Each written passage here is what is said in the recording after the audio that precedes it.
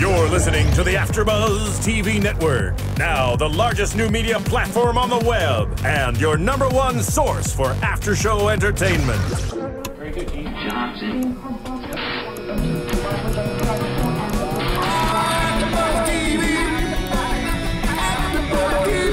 From the AFTERBUZZ Studios in Los Angeles, California, presented by Maria Menounos and streaming live thanks to Akamai Technologies, this is AFTERBUZZ TV's Louie After Show. We'll break down tonight's episode and get you all the latest news and gossip. And now, another post-game wrap-up show for your favorite TV show. It's AFTERBUZZ TV's Louie After Show. Yes, welcome everyone. We are AFTERBUZZ TV, the podcast, the only place you should be tuning into for your exclusive Louie coverage. I am Mario Hernandez, joined by my co-hosts, as always, Carrie Long. Hi. And the lovely Kylie. Oh wow. You get one. You get a little Kylie with 3 E's at the end. Kylie's with 3 E's and then a little accent on the end. Kylie. Alexis is in the booth. Hello, Alexis. We're good.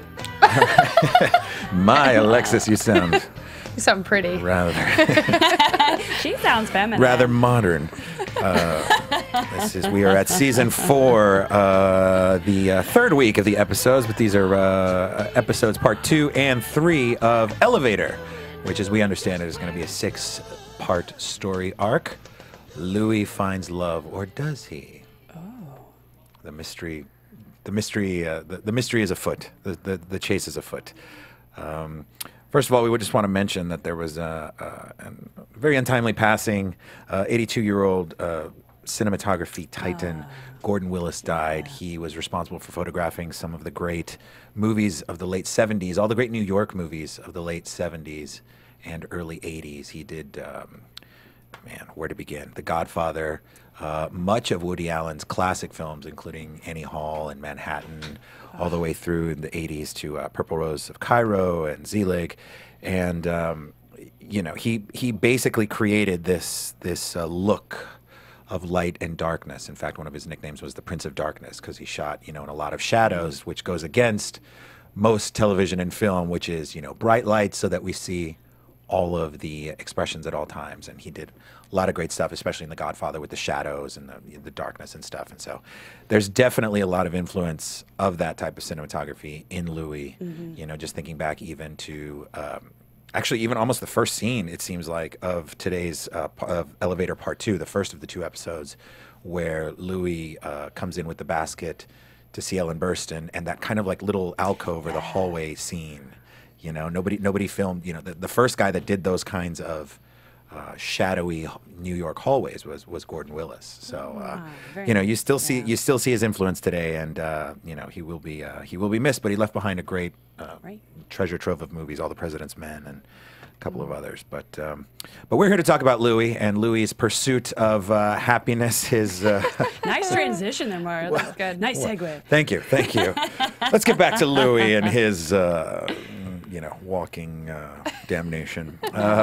So we begin a continuation, and we don't actually even know. We know the title because, of course, we're following along and we're looking at all the online everything, the hoopla.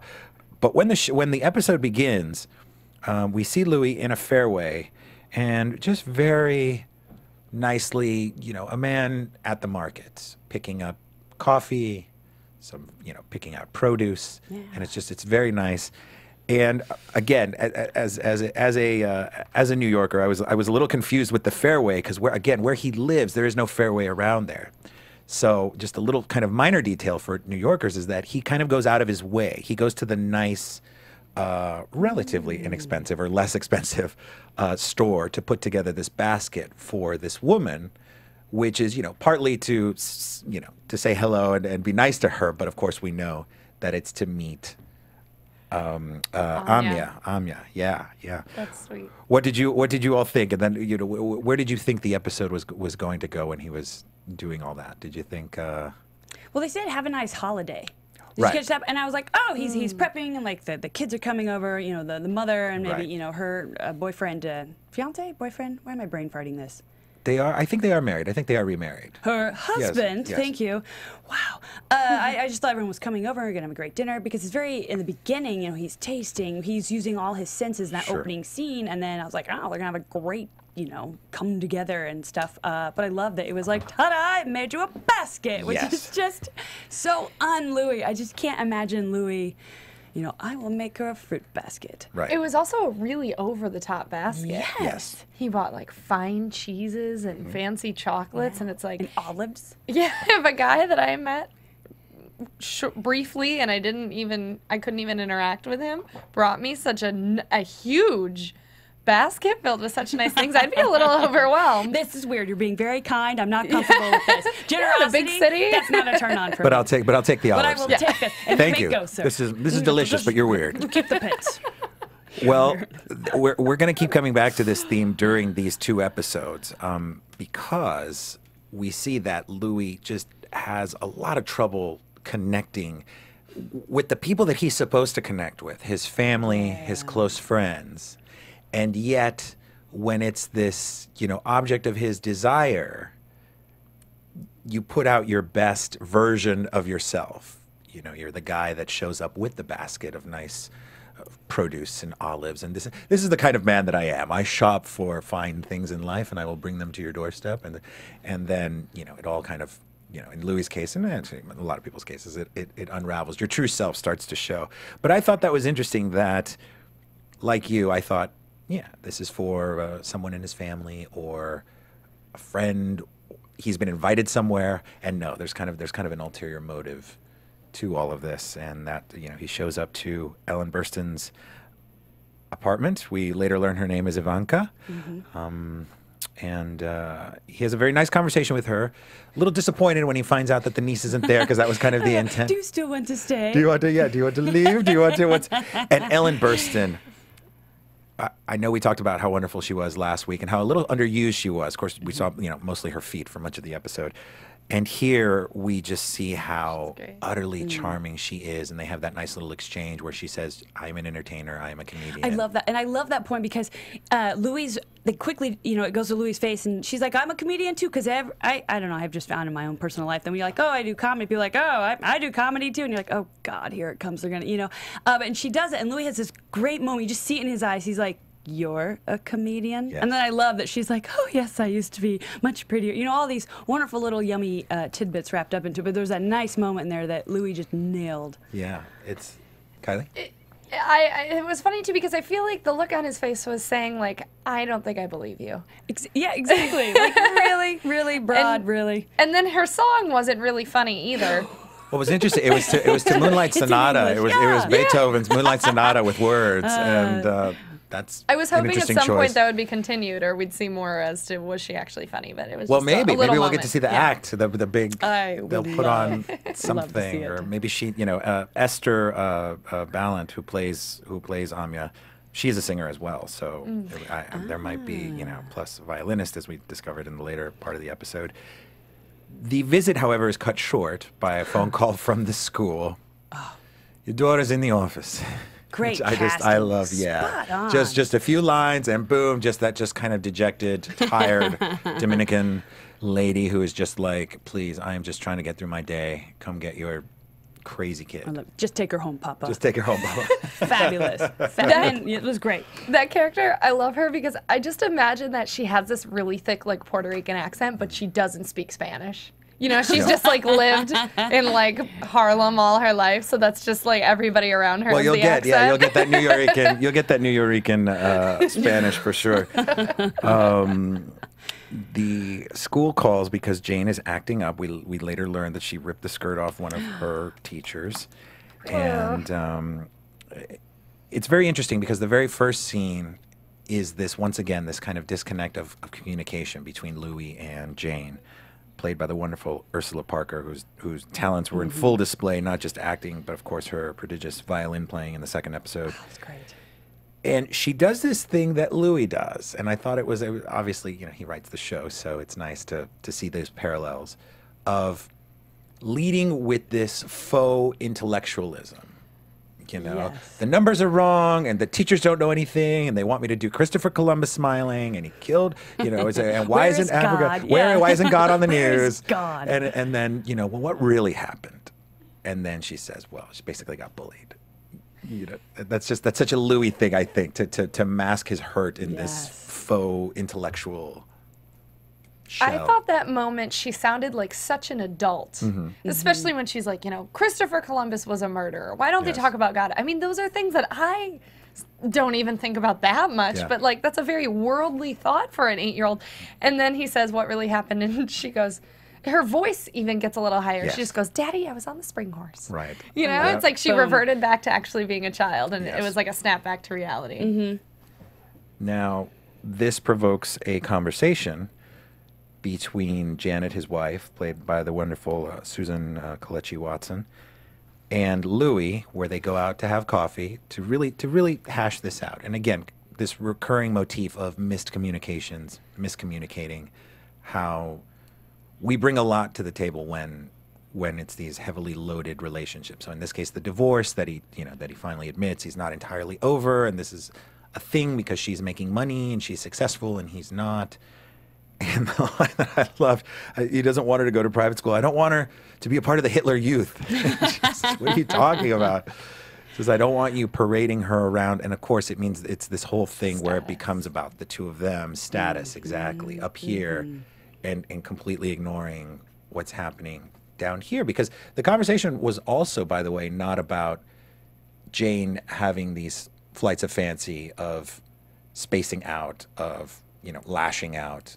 It's all of this stuff up here. You know, where are you going to school? What does that mean? It's your day. It's not my day. You need to deal with it. I'm tired of dealing with it, and on and on and on. They didn't even say Jane's name. The whole Right. conversation. It was never Oh wow! Really Yeah, nice. yeah. And it was great verbal vomit on Louie's part, and how he just keeps talking. He said, "I'm very upset about this right now, and I'm just saying dumb shit," and like Yeah. you know, just going on. It was just fantastic. It's a lot like his stand-up. Yes. He had this great interview. I believe it was on Howard, and he was just saying how like a lot of times his jokes happen on stage because he's so in the moment. He's talking. He's going with it. He's right there with the bit, and then more pops out. So I just love how it's this nice parallel between his stand-up and then right here in the show. That kind of thinking as he goes along, pontificating, and really see where his subconscious and his imagination takes him. And we know in his case it often goes dark, as he does with, you know, the Hitler Youth joke. But it really, and he's very good at saying, you know, first it is you, first it is, you know, at first it is your faults. And he tries to put it a little bit on her, and she's just like, wait a second. And he finally says something that's kind of the turning point. She says, wait, this is about you. And he's just like, well, yes, it is about me. And he just kind of lays it all out there, so that even in his moment of clearest communication, he's still saying, my communication is bogus. Everything I'm going to say now is because I'm operating at this point where I feel I've been cornered or tricked by you, and therefore I'm going to say this stuff just so you know. I'm aware that I'm doing it. You're aware that I'm doing it. And she says, I don't even know what to do with this. And, you know, there's just kind of this like lull of just, well, It's almost genius because he bought himself time. Yeah. You know what I mean? Every guy out there now is let's- like, maybe next time my girlfriend gives him a face, I could be That's like, I'm so upset. You know, do the let's Louie. revisit this later. Yes, it was brilliant. Well done, Louie. He's so self-aware. Yeah. He's always like super. I mean, if I was in that argument, that would never be what came out of my mouth. It would never be like, I can't continue this because I'm upset and this is what I'm doing. I'm the worst. That wouldn't come out of. That wouldn't come from me. Right. I would continue and give into the anger and keep placing the Right. blame, and I think a lot of people would. But he's very, very self-aware. I think Very that's self-aware. probably, you know, a trait of a comedian. And that's what plays into his awkwardness. Like, Yes. it got so awkward. So we're like, right. Yes. She's like, I don't know what to do with this because it's so awkward. And that's just the epitome of Louie. Every so often he'll come across, he'll be in a situation either with his brother or say someone who's screaming, and there's a moment where he looks around as if, Yes. you know, he's the one that's being embarrassed by this person, you know, and I think that that's a very funny dynamic. It must be a fun character to play. And I keep going back to this idea that even though he's playing a hyper realistic version of himself, comedian, divorced father, that he is really exploring you know, with each take and using the final, you know, the take that we see, he's really taking time to act and react and listen and let surprise show up on his face. I think one of the things, because he directs, because he writes it, because he's doing all of these things, that we often forget that he's also acting in it. He's always in his own face. Yeah. Especially like in the first, 2 seasons when he was editing. Yes. He has to stare at his face for endless hours. Yes. And that's, you know what I mean? If you've ever edited anything, you get so sick of these faces. Sure. Well, when it's your own face, what are you going to do? So he's always just honed in. He's constantly, he's always under that microscope. And I think you can just see how seasons progressed with Louie's character and how it's just those finite move and the way his eyebrows, whether he realizes he's doing it or not, it's just he has mastered playing himself. Yeah. Now, do you think it's easier or harder once you've been editing yourself long enough? You know faces and angles, and does that make it? Do you want to draw more attention to that? Do you want to? I mean, obviously, you're looking for the funniest, most entertaining take, but what would you think would? I think it would be easier. Easier? Yeah, I mean, I do. I edit a lot of my own things, and every time I've finished a project, when I'm shooting the next one, I'm that much more aware of everything that I hated seeing in the cutting room before. And I agree with that, but also at the same time, it also makes it harder too, because then you're in your head more. Oh, like totally. anytime I've ever edited anything in my mind, I'm like, that was stupid. Why did that? And the whole time I can't let it go because I want the finished product to be spot on for everyone watching it. I want them to enjoy it, and I'm just so worried the whole time, like, this is so dumb. What am I doing with my life? You know. So I'd almost think that it'd make it easier and harder. It's a gift and a curse. Oh man, that's deep. Well, he's doing it. Well, he's doing it. Whatever he's doing it well. Right, yeah. Doing it well. He is. Then he goes home and he runs into Amia, and he asks her out, and they go out on this rather interesting date. And kudos once again for not choosing a dinner scene, a walk through Washington Square Park, any of these things. The location scouting on this show, whether it's classic New York staples, or last week we saw with Sarah Baker walking through the park in Chinatown. They're just these places that real New Yorkers know, because you don't have to. You can splurge, obviously. In New York, you can go and spend a gajillion dollars on dinner and drinks and really do it up. But for the other 99%, and then spit it out. Well, that was interesting because that's Russ and Daughters. That's where Liz Parker Posey took him last year on their date. So is true. So it makes it rather creepy that Louie's idea is to try to basically to re. And by the way, we all do this. Yes. Okay, we all I was about get to say I've done that. Okay, what's your example, Kylie? What did you do? Yeah, I went out. There was a place that my ex-boyfriend and I had, and then after we broke up, and it was like a third date with another guy, we went to that place because I was like, well, I know I used to like it. I know what to order. Yeah. I know it's good. At least one of us will enjoy it. Yeah. I had that happen to me. I had an ex text me once I moved out to LA and said, "Hey, what was that name of that place we went to years ago?" And then I didn't know. I had to look it up. Let me Yelp it. Oh, okay, yeah, it's this place. All right. So yeah, but this idea though that she was manic, crazy, pixie dream girl in the form of Parker Posey, and that was a great storyline. That he took her to that same place. Again, this idea of unable to accurately finding crutches to make up for his inability to communicate. I'm going to bring a basket of fine quality meats and produce as a proof of being cultured and sophisticated. I will take you to this very kind of secret New Yorker place. And that it just miscalculates because he's like, oh, we'll eat, fish, we'll eat herring or whatever it was, and just clean off the bone. And he loved it, and she didn't, which is, I think, funny in itself, because I would think that somehow, Europeans and smoked fish or something, that it would be. Yeah, I thought the same. But the fact that she found it, I know that's racial profiling on my part, and I apologize to any Europeans that might be listening. I don't think you all eat smoked fish. Maybe you should, though. It's or raw.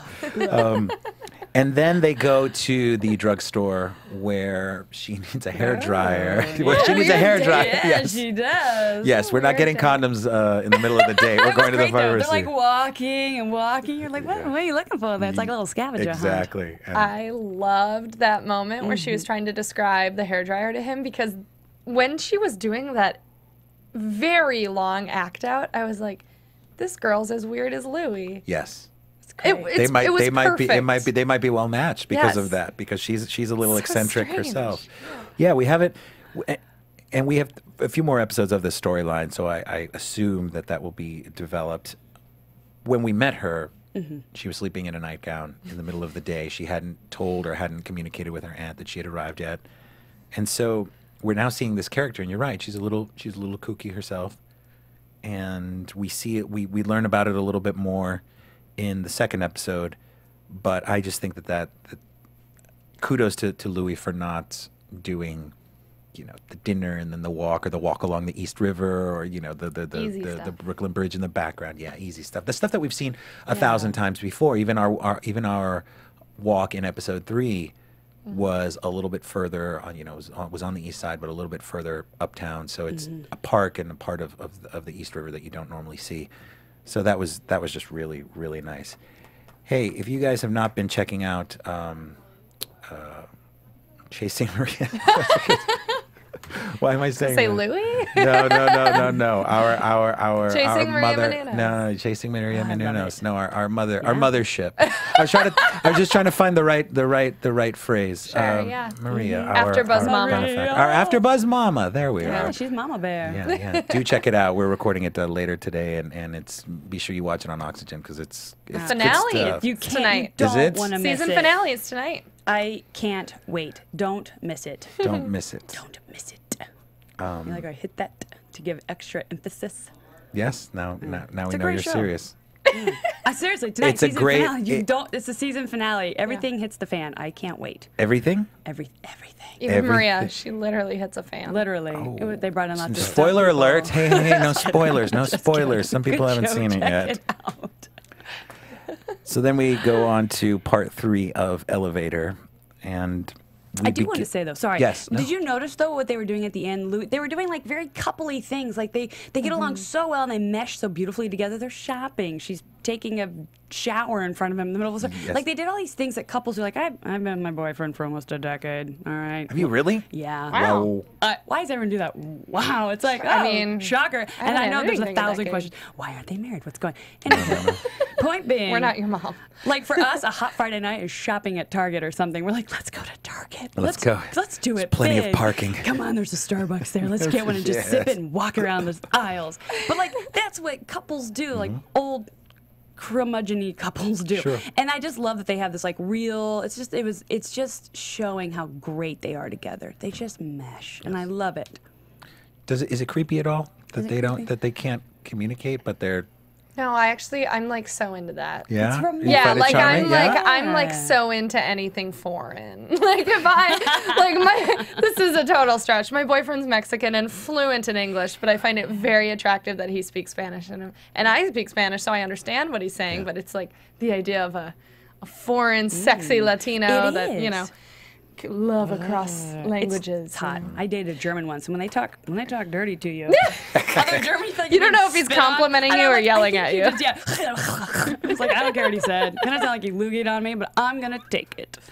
Just saying. I think that has I think that also is definitely something in the back of the Louie's head. It's like this fantasy relationship because Yes. he says he's seeing somebody, but they certainly haven't established that, Right. let alone any full sentence Right, to each other. Physical So, contact. I mean, he couldn't even hold her hand. Right. so it's I'm like jumping ahead, it's a but- fantasy relationship, and he's fantasizing that this foreign woman who he can't have in a month, he has right now, and we're gonna try fancy fish, and then we'll go on walks, and I'm gonna try to hold her hand, but I'm too shy, and then I'll buy a hairdryer with her and take her home. It's a very surreal relationship, and I think he is acknowledging that it only is gonna last for a month, so why not fantasize while he can? Well, they've all been like that. There was the Yeah. model that pursued him, and that was strange somehow, and that turned into a disaster. There was Sarah Baker last week who pursued him, and once again, that put him off for all sorts of Yeah. reasons. Not least of which, honestly, I think is also just her forwardness. He's not used to that type of woman.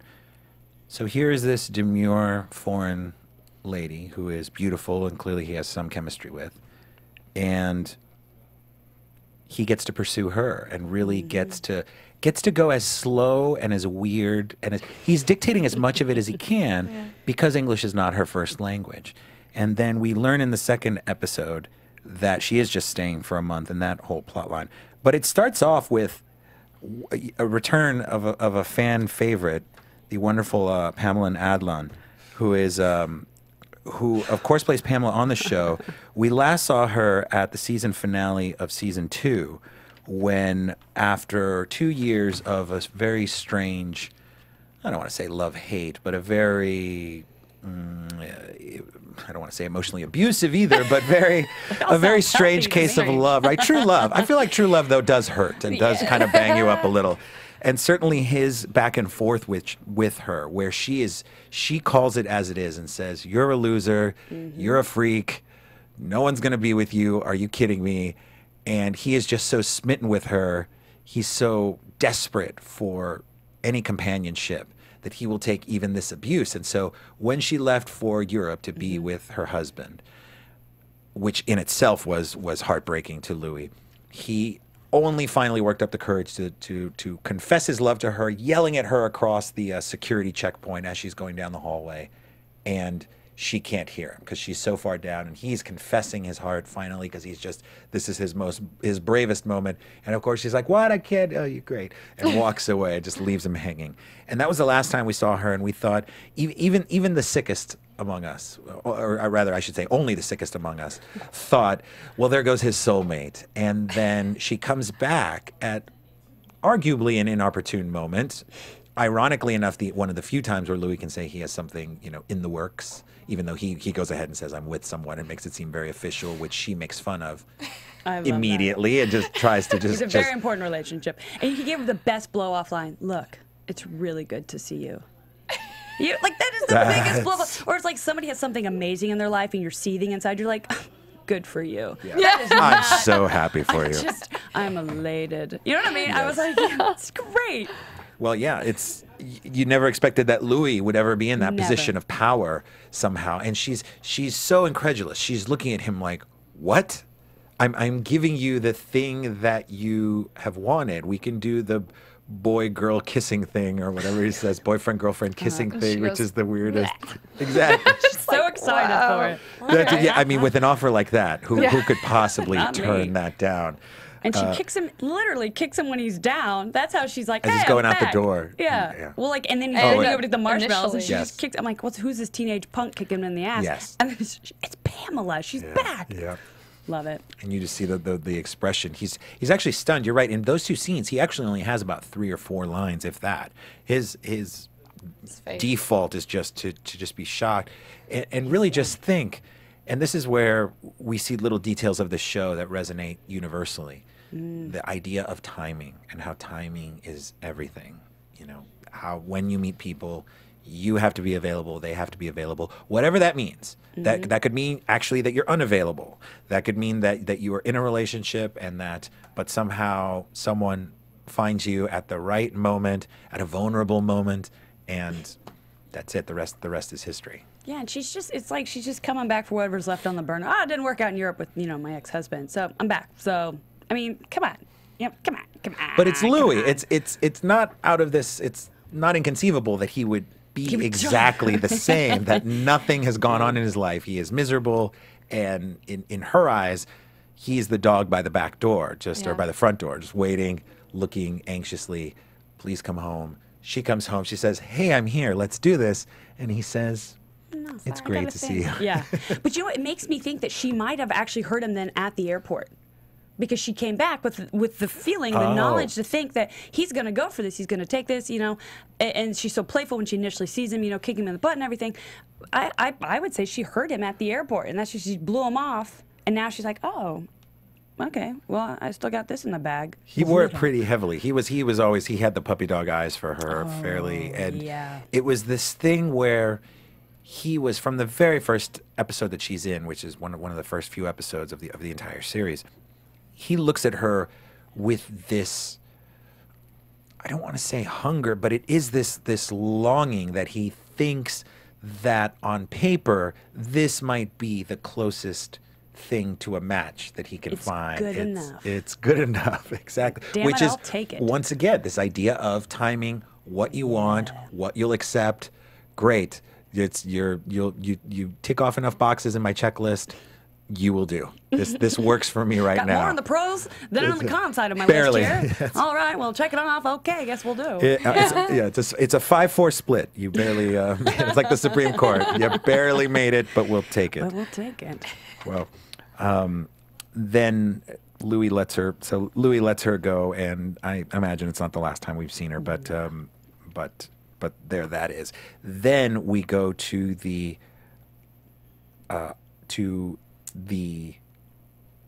What does happen after that? That Jane definitely did a forced apology. The Jane. Yes, he takes her, and then he says, "Let's go for coffee." Wait, no, is that? What do I have here? No, the school conference. Excuse me. The school conference. With his ex-wife. Yes. This is where we get a little bit more details about what happened. We see Jane saying the right things. Doesn't mean any of it. She doesn't mean a word of it. And we've all done that, right? Tell you're sorry, and you're looking away, and you're rolling your eyes, and you're thinking to yourself, "Are we done? Is this?" And you see it actually. You see it also in celebrities too. When the celebrities mess up, and they go through on their apology tour. I meant no offense. I didn't mean to get stuck with a prostitute in the back. That's right. I didn't mean to go on an anti-Semitic rant. That's not how I. It's not me. I'm seeking treatment. Yeah, I was out of my mind. I was. Yeah. That whole mea culpa, but there is the principal then says you're not communicating. Again, this idea between the two of you. So what's your plan? And their plan, the furthest they got in their plan was this talk, was the idea of private school versus continuing to keep the girls in public school. And sadly, Lily almost has nothing to do with this, right? We don't see anything happening with Lily. So Lily would be pulled along with Jane to private school, presumably. But the principal says, the two of you sit down, the two of you discuss, and really, really talk to each other. Take this time to communicate and come up with something for Jane. She leaves the room, and what do the two most responsible parents? She's not even out of the room yet. They pull out their phones to check and play Candy Crush or whatever. Just saying, forget this. I don't want to do this right now. Louie goes home with Jane, and in one of the really nice. Love this. One of my favorite things that directors do, Pedro Almodovar does this, the ability to bring other arts into the movie or the TV show or whatever. So the ability to showcase another art within the art, and within this piece of art, in this case the TV show, of course. And Jane and Louie are coming home. Amia comes out of her apartment, sees them. Hello. Louie in his mind thinks this is the moment at which I introduce my daughter to possibly the next person in my life, and says, this is Amia. She's Hungarian. She doesn't speak English. And lo and behold, Jane does. And that was such a nice story. She's like, I'm just way smarter than all the other kids. Boom! I just happen to know Hungarian. And Louie had no idea. Yes. He said, what did you say? And she's like, hello. What do you say? What's the first thing you say to anyone in anyone's language? Or a bad word. Yeah. Or that's what you learn, what you actually say. Oh, right. In school. Right. And Amia notices that Jane has a violin. She says, wait here, and goes inside and comes back with her violin, starts playing it, and then Jane, of course, plays. And if you ever get a chance, of course, you see this in Louie as well. She's playing the violin in other episodes. But if you ever get a chance, you can YouTube Ursula Parker's, who is the actress that plays Jane. You YouTube her, and she's like a prodigy. She has gone to school, and she's very accomplished. And so there are 8-minute clips of her just killing it on the violin. It's pretty impressive stuff. Oh, this girl's awesome. Yeah, and the two of them get to do this little duet in the hallway, and it's this wonderful moment where Louie, two things are happening. One is Louie himself, the character, saying, this is a really wonderful moment. This is beautiful music. The two of them, they're connecting through this once again, this communication, the ability to connect. Also, this idea that in New York, because of the buskers, because of the singers, because of everybody that you see on the streets, in the subway, in the park, by the water, people practicing on their own in the park, that you get music. That music is everywhere. And this idea that in New York City, music can spontaneously appear, even if it's in your hallway as you're dumping off your trash. It's once again, it's this nice little, you know, New York touch, and really a nice way to have that moment that, you know, Louie could have done it, say, Amia comes to pick him up or something and sees the violin, and that could be a whole thing. But to say, okay, how do I want the two of them playing? Oh, let me do it in the hallway spontaneously. Yeah, didn't see it and coming. have that be a really nice moment. I loved it. And it was also, I kind of felt it was a nod to the whole discussion between public and private school, because she didn't have to go to this private school to go play the violin and connect with someone, you know, someone who was equally talented, possibly more talented on the violin. And she had this moment right there in the middle of a hallway.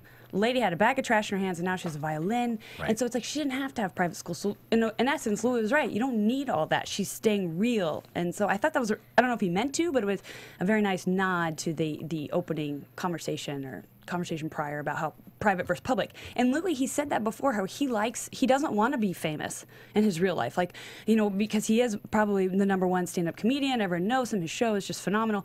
He wants to blend in the public. He's having a harder time with that. So I feel like, once again, his Louie in his life, Louie in his stand-up, boom, right here it is in the show, too, all wrapped up in this little, like, nugget.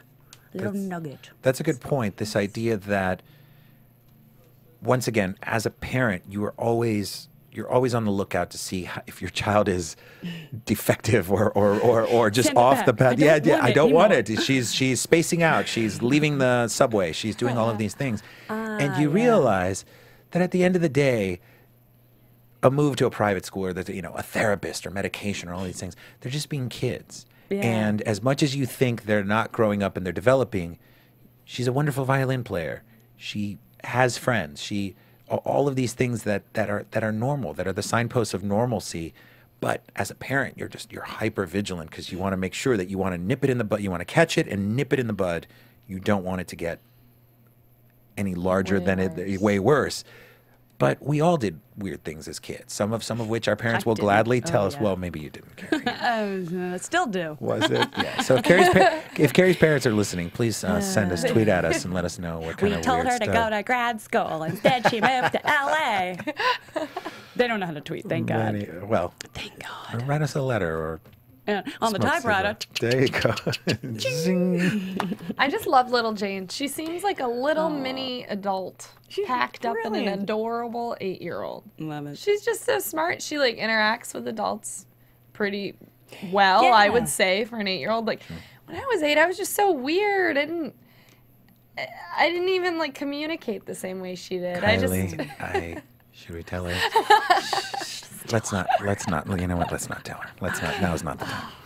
Yes, when you were 8, you were very weird, Kylie.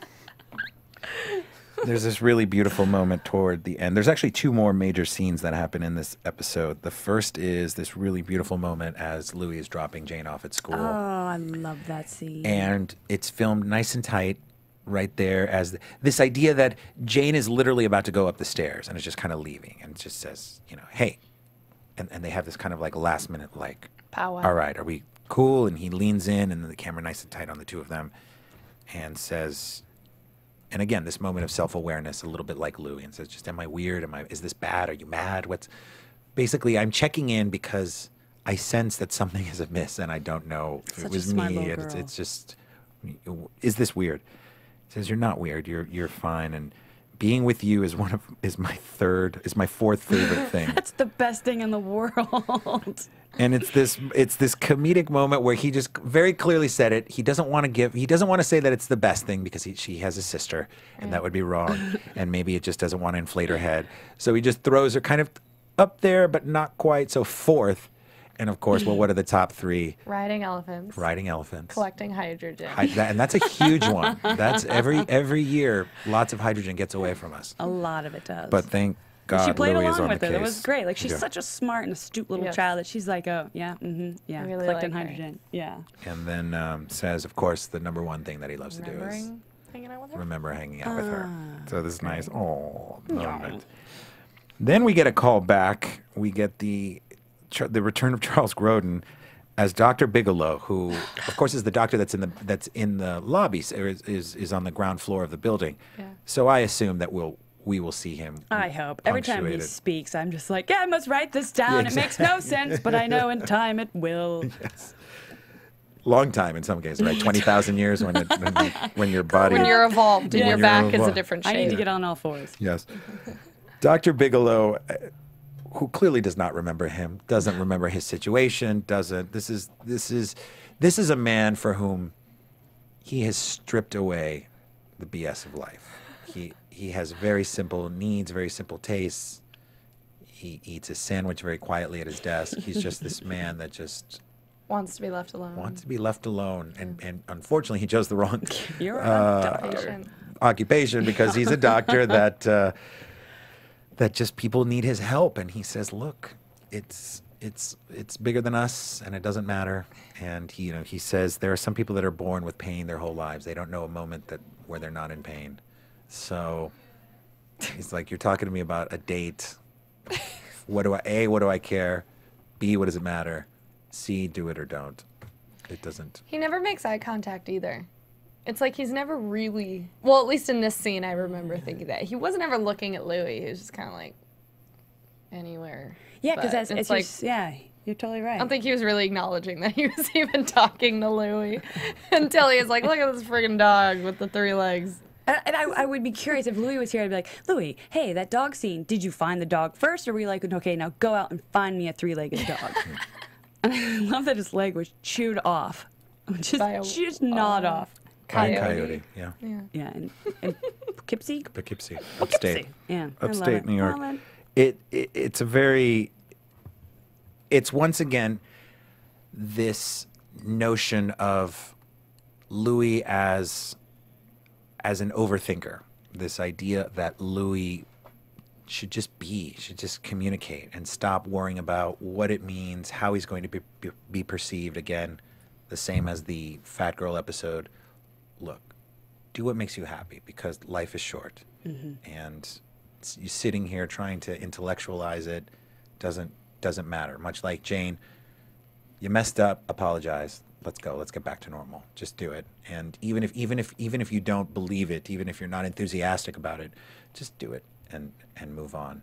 It's so hard though to Of course. move on. Of course. The tiniest things, the biggest things, it just festers. Sure. So I wish I could be more like a 3-legged dog. In what way? Well, I'd have to have one more leg, technically. And the fact that I'm just happy being 3-legged, because I have no idea. Well, I guess maybe it remembers what it was like to have that 4th leg. Well, no, but that's just It's just it. getting in my way. Yeah, he's the only thing happier is the 4-legged dog, That was a but the great line. 3-legged dog is certainly happier than the 2-legged dog. Right. You're who always needs better to- than somebody else, and somebody's always going to be better than you. That's life. And that's life. And that's it. That could be frankly the tagline of the whole show is your. And just today on NPR, they had a thing on commencement speeches. And they were saying that a big trend in the commencement speeches are, you are special, and so is everyone else. That's it. Wow, that is a horrible message. So true though. And then But get in it's the true. workforce. That You are is generally replaceable. what they all end up being Yeah. about. That you basically, and as humans, we do this. This idea that I'm going to be the star, I'm going to be the master of my, and you pull back. And again, I don't mean to bum anyone out because we're very happy to have this show. But And importance and significance. well, No one here wants to say it, but nobody is special. Nobody is. Nobody If cares. everybody is special, then nobody nobody is is special. special. That's right. But I have Absolutely. ribbons at home that say, I'm special. I have the same ribbons. Really? 5th grade science fair? Yep. Yep. It's your experiment is stupid, but we're going to tell you you're special. Because Here's you a did ribbon. one. I did. And the ones that didn't do one didn't get a ribbon at all. They didn't. They had to sit in the classroom, and we went to the cafeteria and showed off our science experiments, failed or successful. Here's a ribbon. All around special. You know who's happier? You know the only person happier than a person with 1 ribbon. 2. Someone with 2 ribbons. Someone who got somewhere out there. I'm not. So if you're out there with 2 ribbons, whoever you are, we hate you. We hate you. Dr. Bigalow, Charles be Grodin. nice. Let's hope we bring him back. We are halfway through this plot line, this elevator story arc. We know that Amia has to leave in a month. We know she has a son That was a detail that was was mentioned. Nice little nugget. But she is not married. So let's go on to predictions and see where this is going to take us in the season. I want to know if you all think. There we are. Here's our. And now, your AfterBuzz TV predictions. So put on your mystical hat and really kind of tell me, where do you see, Kylie, this relationship going? She is. She's got the elbow up, the hand, the head got on. the knuckles on the I'm thinking chin. stance. She's just thinking over here. I want to meet her kid, and I want her to stay. Okay. So I feel like Mirage. I feel like she's gonna Mirage. She's gonna Mirage. Yeah. I guess, I think Which that is was interesting. right. It's very similar to marriage. It sounds Yeah. oddly similar to marriage. What a wonderful segue you have there, Mario. I would like to take this opportunity to tell you about my prediction. Okay, right? Louie got down on a knee. Yeah. He did. Foreshadow. It was a little creepy, Boom, I'm gonna say creepy, and he went ballistic, bashing the hell out of a beautiful piano with a bat. So I'm just gonna say, I think there's gonna be some marriage in the future. I'm Some gonna put it out. Mirage. With some Mirage, which cannot end. And there will be no piano music, coincidentally, at the wedding. Because nobody can play. He was cleaning up and tried to get the dust off with the bat off the keys. And Well, he got it, I did. think. It's Got very it. clean got it keys. again. And that piece of keys. I think this will end horribly. I think Mario. I have to hope that it's going to end horribly, because that's where comedy is. If they live happily ever after, that's not. It's gotta be tragic. That's not going to be fun.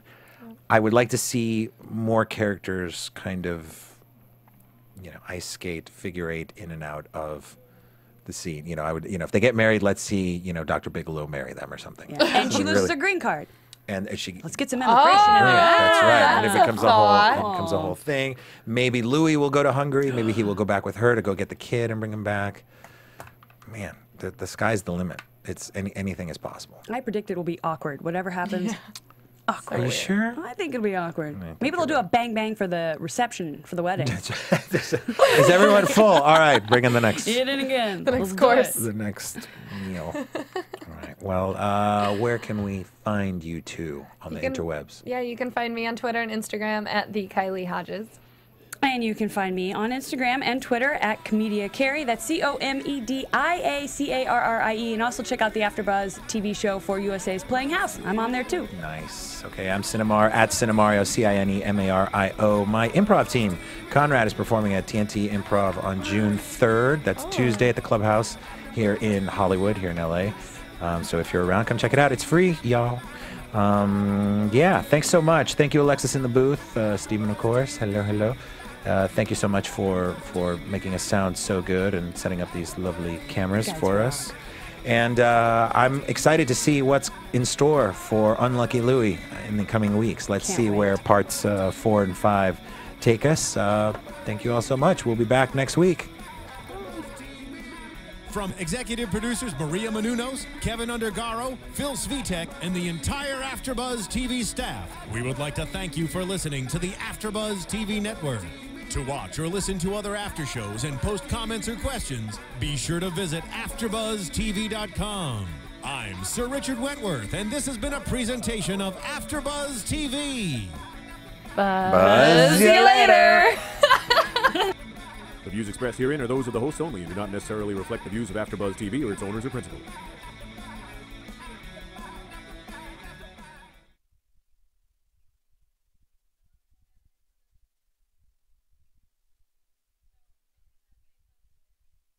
Thank you for watching AfterBuzz TV on YouTube. For more of your favorite after shows and interviews, subscribe to our channel here, and be sure to share your opinion on the episode in the comment section below here.